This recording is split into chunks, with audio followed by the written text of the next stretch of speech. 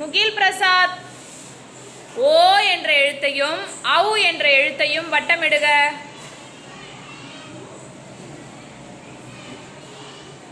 சின்னதா போடு.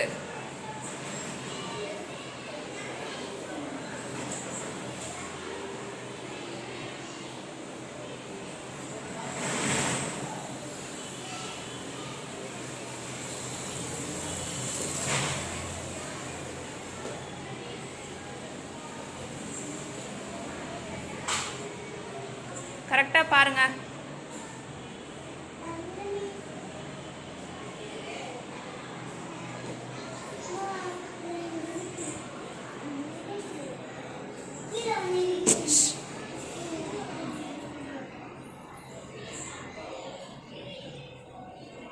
கரெக்டா பண்ணிட்டேனா? கரெக்ட். கிளாப் பண்ணுங்க.